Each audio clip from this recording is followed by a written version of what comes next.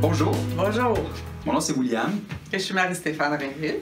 Puis on voulait vous parler aujourd'hui parce que, vous savez, comme il y a toujours comme la journée du chocolat, puis le mois de l'ergonomie au travail, puis des semaines de machin, puis du cantaloupe, puis je sais pas. Cette semaine, c'est la semaine de justice réparatrice.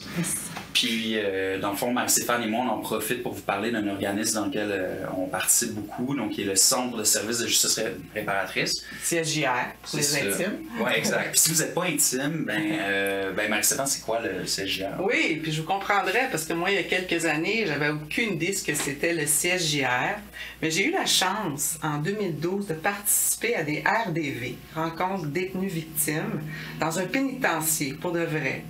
Et là, avec d'autres personnes qui avaient vécu des violences comme celles que j'avais subies, et d'autres personnes qui en avaient commises, des violences apparentées, on a vécu vraiment un processus transformateur.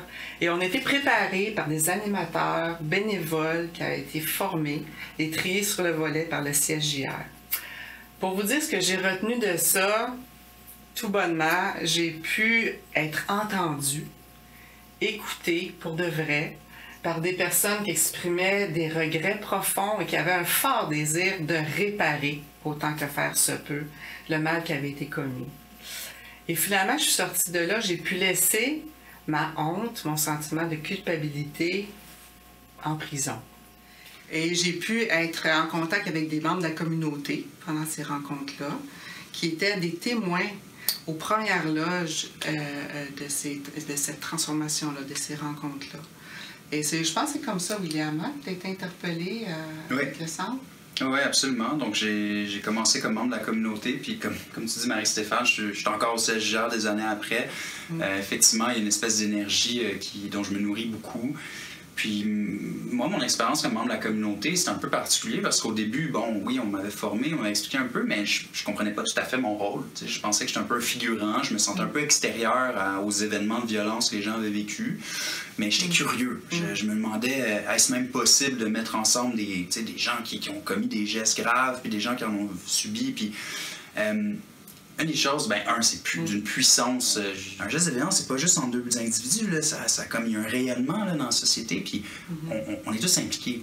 Oui, je pense qu'on fait tous partie de la solution aussi, qu'on soit touché de proche ou de loin.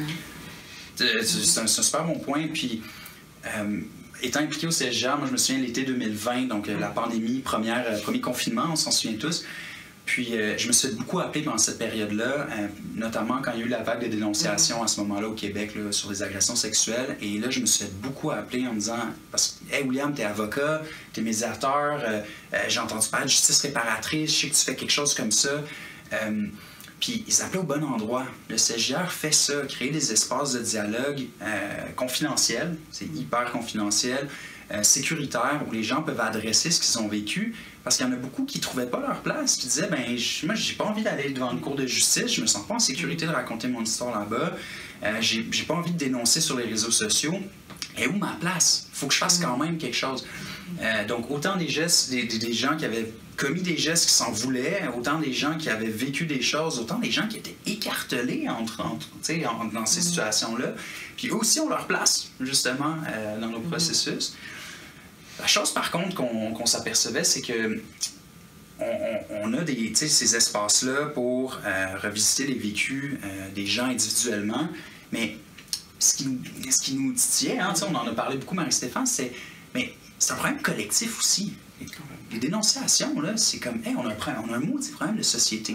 Puis qu'est-ce qu'on fait au Québec pour réparer le tissu social, pour rendre notre collectivité résiliente quand il y a des événements de violence comme ça qui sont traumatiques? On n'a pas grand-chose. Au Québec, en fait, cette année, on est en train de développer ça exactement là. Donc, on a l'appui du gouvernement, mais il manque encore beaucoup de ressources. On est en train de développer des projets pilotes. On a besoin de développer l'expertise, en fait, pour comment adresser collectivement des traumas puis des problèmes de société. C'est un manque. Puis au CSJR, on veut donner ça au Québec. Oui, c'est pour ça qu'on a besoin de vous maintenant, pour développer d'autres services, réduire les listes d'attente. Parce qu'on a besoin des services, c'est là qu'on en a besoin. On ne veut pas faire attendre les gens. On veut former d'autres animateurs. On veut développer ces projets-là. Donc, on a besoin de vous pour réparer ensemble ce que la violence a brisé. Merci. Et vous pouvez donner ici, je pense. Merci. Merci.